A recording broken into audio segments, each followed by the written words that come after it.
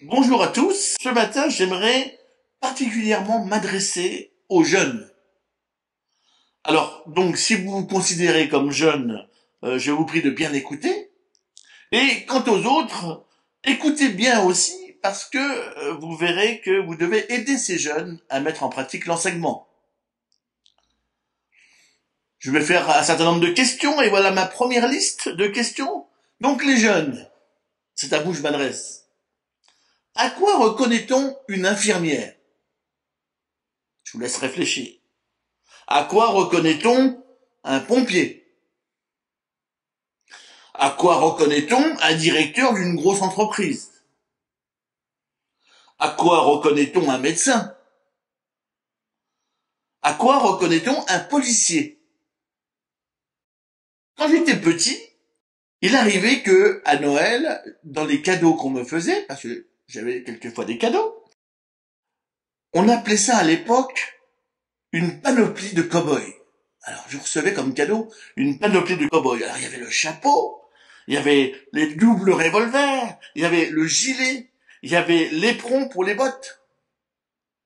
Je ressemblais à un cow-boy. Et au-delà de ressembler à ce cow-boy, j'aimais bien jouer au cow-boy. Ça veut dire aller attaquer les Indiens, faire des duels.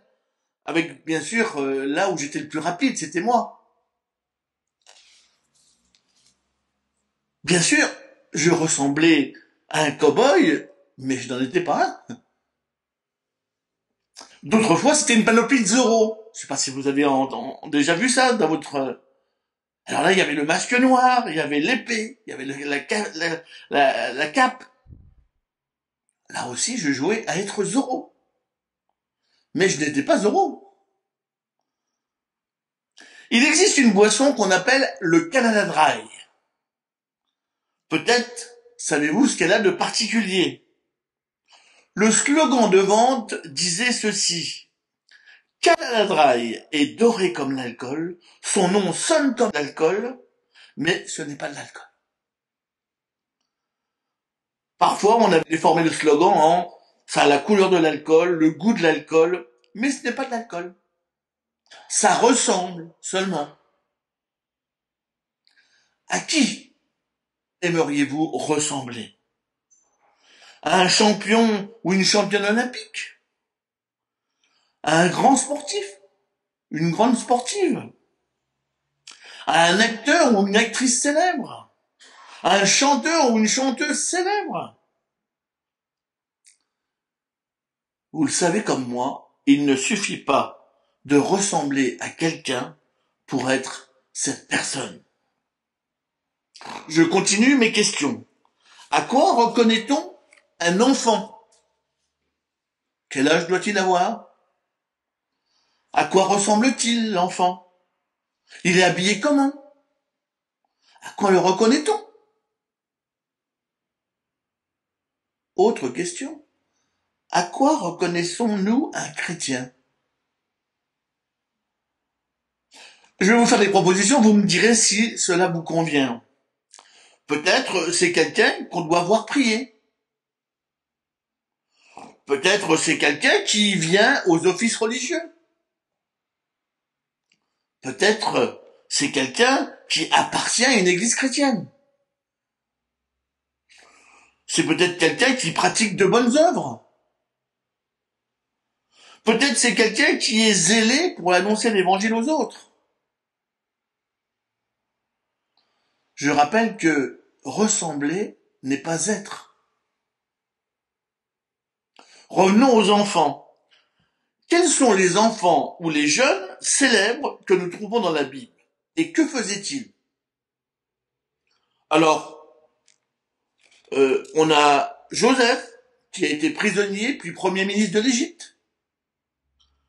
On a Samuel, qui va servir Dieu dans le temple et être son prophète. On a David, qui était berger et qui est devenu roi. On a Daniel et ses amis qui ont brillé à la cour de Babylone. Tous ont la particularité d'avoir été très jeunes quand Dieu les a appelés. À quoi reconnaissons-nous un enfant chrétien? D'une manière globale, les évangiles vont nous parler des enfants d'une manière spéciale. D'abord, nous avons le verset dans Matthieu 11, 25. En ce temps-là, Jésus dit, « Je te célèbre, Père, Seigneur du ciel et de la terre, parce que tu as caché ces choses aux sages et aux gens intelligents, et que tu les as révélées aux tout petits. » Un autre passage dans Matthieu 18 qui dit, « Il appela un enfant, le plaça au milieu d'eux et dit, « Amen, je vous le dis, si vous ne faites pas demi-tour pour devenir comme les enfants, vous n'entrerez jamais dans le royaume des cieux.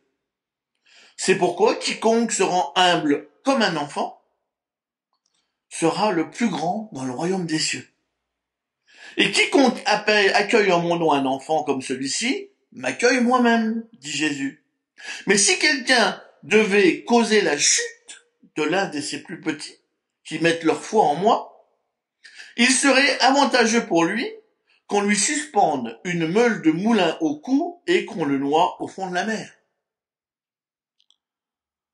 On a un autre passage qui dit, « Il y a ici un jeune garçon qui a 5 pains d'orge et 2 poissons. Mais qu'est-ce que cela pour tant de gens ?» Il s'agissait du passage de la multiplication des pains, dans Jean 6. Cet enfant semble prêt à donner à Jésus ce qu'il possède. Voilà une qualité à relever. D'abord, donc, les enfants sont cités en exemple. Il faut être comme eux. Puis, il nous faut bien faire attention à eux, nous dit l'Évangile. Un autre passage dans Matthieu 19, versets 13 à 15 dit, « Alors on lui amena des petits-enfants, afin qu'il leur imposa les mains et pria pour eux. Mais les disciples les repoussèrent. Et Jésus dit, « Laissez les petits-enfants, et ne les empêchez pas de venir à moi, car le royaume des cieux est pour ceux qui leur ressemblent. » Il leur imposa les mains, et il partit de là. On a même un exemple d'action qu'ont fait certains enfants, dans Matthieu 21. Mais les principaux sacrificateurs et les scribes furent indignés à la vue des choses merveilleuses qu'il avait faites, et des enfants qui criaient dans le temple, « Hosanna au fils de David !»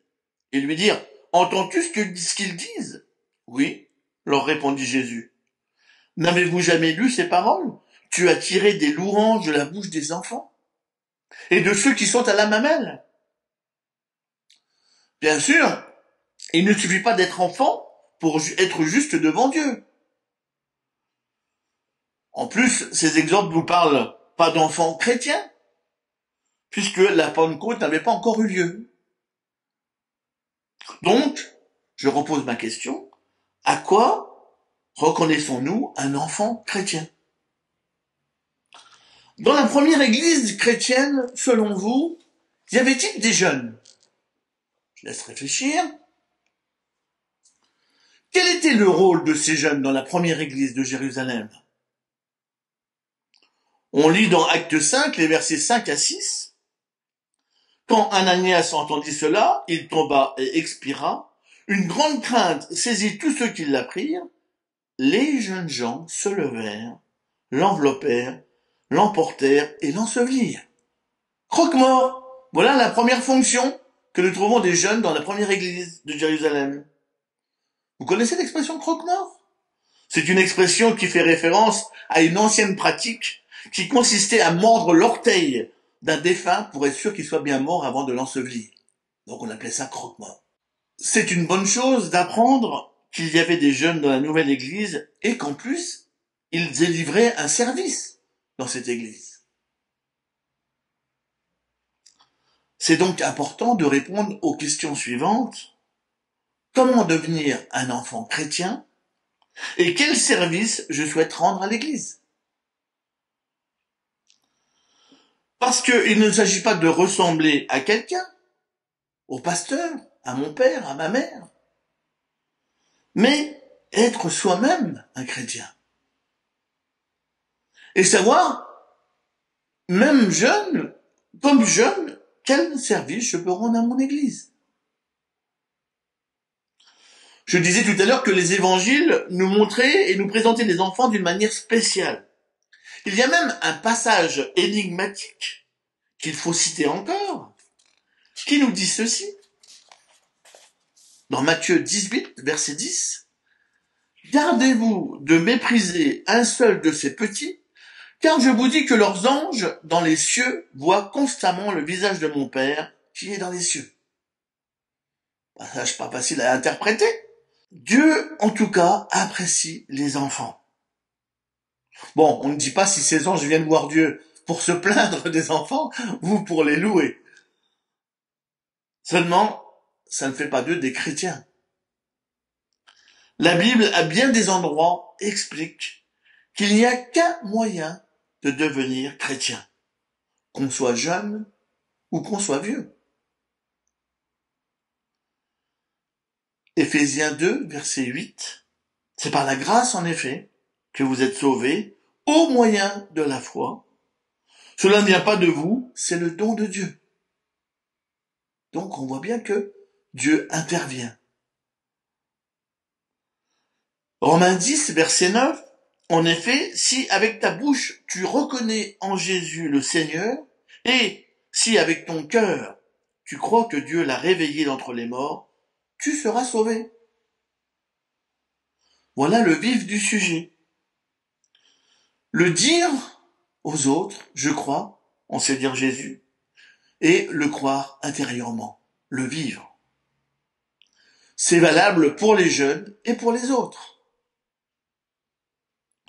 Un autre passage nous dit, « Mais lorsque Dieu, notre Sauveur, a manifesté sa bonté et son amour pour les humains, il nous a sauvés non point parce que nous aurions accompli des actions justes, mais parce qu'il a eu pitié de nous. Il nous a sauvés et fait naître à une vie nouvelle au travers de l'eau, du baptême et par le Saint-Esprit. Car Dieu a répandu avec abondance le Saint-Esprit sur nous par Jésus-Christ, notre Sauveur. Ainsi, par sa grâce, il nous rend justes à ses yeux et nous permet de recevoir la vie éternelle que nous espérons. » Tite 3, versets 4 à 7. Voilà pour notre salut. Qu'en est-il du service que vous pourriez faire pour l'Église si vous vous dites ce matin, oui, je suis chrétien? En effet, il est écrit que le chrétien doit porter du fruit dans l'Écriture. Et donc, c'est aussi à ça qu'on le reconnaîtra, nous dit les évangiles. Allez voir les responsables de l'Église. Vous les connaissez. Vous avez François, vous avez Charpie, vous avez Tine. Ou bien, allez voir un membre du conseil, Marie Mafumbi, Innocent, Ludovic. Je suis persuadé qu'ils auront une oreille attentive et sauront vous aider à trouver votre place qui vous attend et que personne ne pourra faire mieux que vous. Je conclus. Nous avons vu que Dieu aime particulièrement les enfants et notamment ceux de notre Église. Puisque Dieu vous aime aussi. Chers jeunes, ne ressemblez à personne, mais soyez des chrétiens qui témoignent de leur foi personnelle et par un service qui honorera Dieu dans l'Église. Chers autres membres, sachez entourer nos enfants pour les aider à trouver leur place parmi nous. Je termine par l'exhortation que l'apôtre Jean nous écrit à tous. Et maintenant, petits enfants, demeurez en lui, afin que lorsqu'il paraîtra, nous ayons de l'assurance et qu'à son avènement, nous ne soyons pas confus et éloignés de lui. Amen.